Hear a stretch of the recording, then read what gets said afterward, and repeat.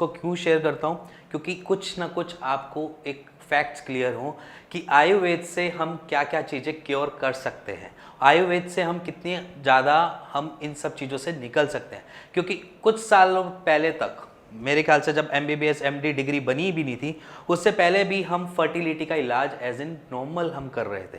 क्योंकि बहुत सारे MBBS MD आपको सीधा रिकमेंड कर देते हैं कि आप सर्जरी करवा लीजिए, इसके बाद आपका कोई ऑप्शन ही नहीं है।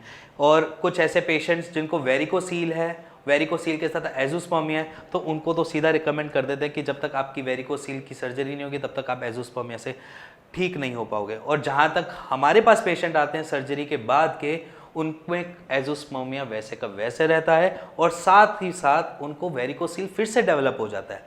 कोई भी MBBS MD डॉक्टर आपको बाद में ऐसे नहीं कहता कि ये दोबारा नहीं हो सकता, वो आपको हमेशा ये कहकर चलते हैं कि ये आपको दोबारा हो जाएगा, ये रिकरिंग प्रोसेस है, फिर से दोबारा हो जाएगा। सर्जरी एक लीस्ट ऑप्शन होता है, फिर भी आपको रिकमेंड करते हैं कि आप सर्जरी करवाओ। अगर आप प्रिस्क्रिप्शन खोलें अपना वेरिकोसील में तो आपको मिलता क्या है? सबसे पहली चीज़, अगर आपको पेन हो रहा है तो पेन किलर में आपको ब्रूफिन दे दिया जाता है और आपको मिलता है गाबापिन। और इसके साथ साथ आपको और क्या चीज़ मिलती है? कोई भी एंटीबायोटिक लिवोफ्लॉक्सिन दे देंगे, कोई सेप्टम दे देगा, ऑगमेंटिन दे देगा। मतलब ऐसे प्रिस्क्रिप्शन जो जहाँ पर लिमिटेशन ही खत्म हो गए वो आपको चीज़ें मिलती हैं। अगर आप एलोपैथिक में जाओगे तो आपको 2-4 चीज़ें, अगर आपका स्पर्म काउंट कम है तो आपको मल्टीविटामिन दे देंगे। इसके अलावा आपको और कुछ मिलता है प्रिस्क्रिप्शन में? अगर आप देखो तो अपने खुद से देखो और अपने डॉक्टर से भी पूछो कि आपने इसमें वेरिकोसील में डाला क्या है, वेरिकोसील में दे क्या रहे हो, आपके पास क्या चीज़ है जो आप वेरिकोसील ठीक कर दोगे। बट उनके पास ऑप्शन मिलेगा कुछ नहीं। वो आपको क्या कहेंगे? आप सर्जरी कराओ, सर्जरी ही एक बेस्ट ऑप्शन है। बट आयुर्वेद वेरिकोसील को भी आराम देता है, इसके साथ आपको फर्टिलिटी में भी आराम देता है। वैसे ही जैसे मैं आपको आज अपनी एक रिपोर्ट शेयर कर रहा हूँ, राजू जी थे, उनको बेसिकली एक वेरिकोसील था जिनका रिपोर्ट जो 2011 में रिपोर्ट उन्होंने करवा रखी थी, उसमें 3 mm से 4 mm। उसके बाद उन्होंने कोई रिपोर्ट नहीं करवाई और उसके साथ उनको आ रहा था एजोस्पर्मिया, माने कि उनका नील स्पर्म काउंट के साथ वेरिकोसील, और वेरिकोसील वो भी 3 mm to 4 mm bilateral varicocele. मतलब बायलेटरल माने कि दोनों साइड के टेस्टिकल्स की वेन्स जो नीचे जाने वाली हैं वो दोनों ही डायलेटेड फूली हुई थी। अब क्या हुआ, उन्होंने 2011 से अब तक ट्रीटमेंट एलोपैथिक पे चलता रहा, कभी कोई कुछ दे रहा, कभी कोई कुछ दे रहा, कभी फर्टिलिटी के लिए उनको मल्टीविटामिन दे दिए, कुछ किसी ने उनको सर्जरी रिकमेंड कर दी कि सर्जरी करवाओ। बट उन्होंने कहीं ना कहीं होप नहीं खोई। उन्होंने एटलीस्ट 2011 से 2020 में कितनी बारी कितने डॉक्टरों से मिले होंगे, उसके बाद एंड लास्ट उन्होंने एक चांस के तौर पे हमें एक चांस दिया।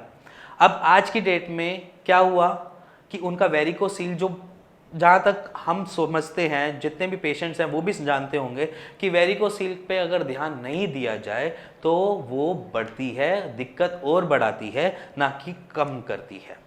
अब आज की डेट में उनका बायलेटरल वेरिकोसील तो है, बट उनका mm देखोगे तो 2.3 mm और 2.4 mm है, ठीक है, और ग्रेड 1 में एग्जिस्ट करता है। ग्रेड 1 माने कि बिल्कुल माइल्ड, जिसे कह देते हैं हम, माइल्ड वेरिकोसील में एग्जिस्ट करता है। और इसके साथ साथ उनको और एक फायदा हुआ जो सब चाहते हैं वेरिकोसील एजोस्पर्मिया के पेशेंट्स, कि नील स्पर्म काउंट उनके ओवरकम हो गए, 5 मिलियन स्पर्म काउंट आ गए। मैं उनकी रिपोर्ट सारी आपको शेयर कर रहा हूं इसी वीडियो में। बट आप ये समझिए कि आप सर्जरी करवाना बेहतर समझेंगे या आप ऐसा ट्रीटमेंट लेना चाहेंगे जो आपको दवाइयों से ही क्योर कर दे। ये एक सोचने वाली बात है, क्योंकि MBBS MD सब यही कहते हैं कि आप सब सर्जरी करवाओ, वेरिकोसील सिर्फ सर्जरी से क्योर हो सकता है, बट वो भी नहीं करते। अगर आप चाहो तो वो फिर आपके बाद में एक क्लॉज जरूर लिख देते हैं सर्जरी से पहले कि ये रिकरिंग है, दोबारा हो सकता है। कोई भी एलोपैथिक डॉक्टर या MBBS डॉक्टर MD डॉक्टर आपको ये कहता है कि ये चीज़ ठीक हो गई है, ये सर्जरी के बाद ठीक रहेगी, या इतनी गारंटी दे दे कि आपको 100% की श्योरिटी दे दे कि ये चीज़ अब क्लियर हो गई है, अब दोबारा नहीं होगी, नहीं कहेगा। क्यों? इसलिए नहीं कहेगा क्योंकि आफ्टर सर्जरी भी क्या पता वेन्स का साइज वैसे का वैसा रहे, वेन्स का साइज वैसे का वैसा रहे और उसके साथ दिक्कत बढ़ाए।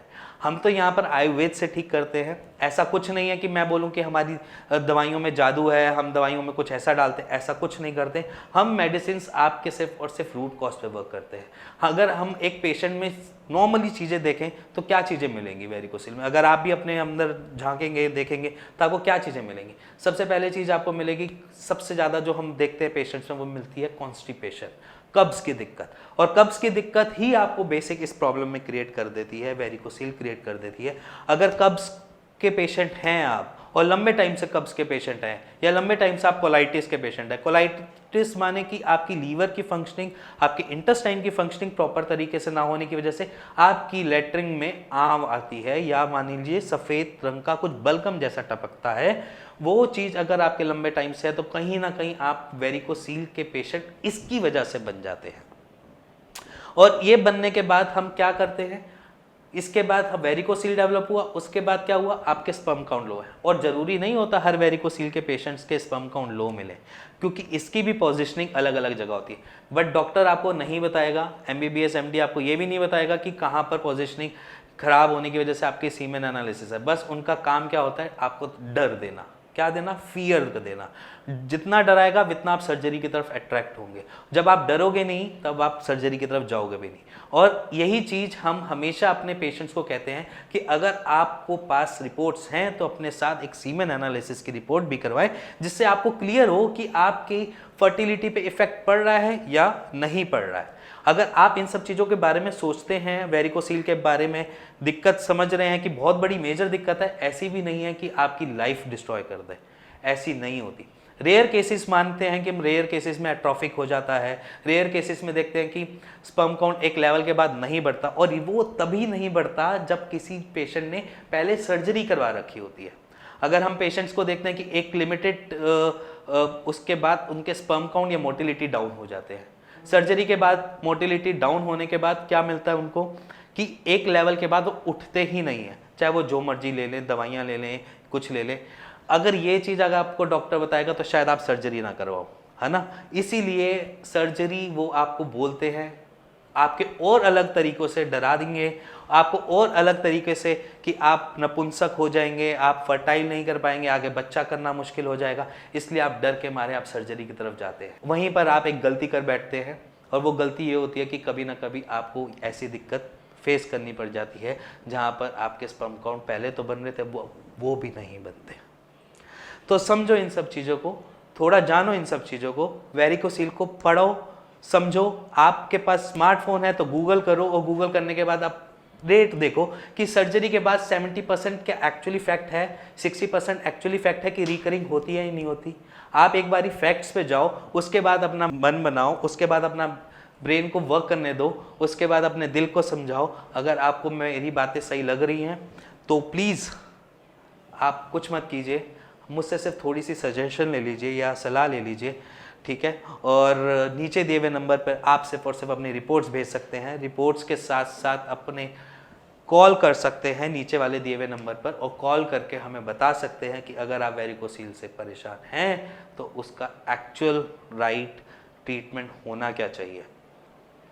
अगर मैं अपने ट्रीटमेंट की बात कर रहा था तो मैं अपने ट्रीटमेंट में बताते हैं कि हमने रूट कॉज पे वर्क करना होता है। आपके पहले सबसे पहले हम क्या करते हैं, कॉन्स्टिपेशन रिलीफ करते हैं। कॉन्स्टिपेशन से आपकी 2-3 चीज़ें क्योर होती है, जैसे कि आपका पेन, ठीक है। और पेन के बाद क्या होता है, आपको पेन के बाद आपकी धीरे धीरे हैंगिंग कम होनी स्टार्ट होती है। हैंगिंग माने कि लटकन, अगर लटकन कम होगी तो उससे क्या होगा, आपको बेटर फील होगा एज कंपेयर टू पहले से। अगर मैंने मान लीजिए अगर कोई वेन है उसके अंदर खून गोल गोल घूम रहा है, और गोल गोल घूमते घूमते उसकी ब्लड की सप्लाई ऐसा कम है, वॉल्स खराब होने की वजह से जो खून का सप्लाई है वो गर्म होकर नीचे की तरफ जा रहा है, आपके टेस्टिकल्स की तरफ जा रहा है, तो वो हैंगिंग बढ़ाएगा। अगर वहाँ पर मैं खून का बहाव ही ठीक कर देता हूँ, क्योंकि ब्लड का फ्लो ही आपके टेस्टिस की एक तरीके से फूड है, अगर मैं वहाँ पर खून का बहाव ठीक कर देता हूँ, मोस्टली प्रॉब्लम वहीं से ठीक होनी स्टार्ट हो जाती है।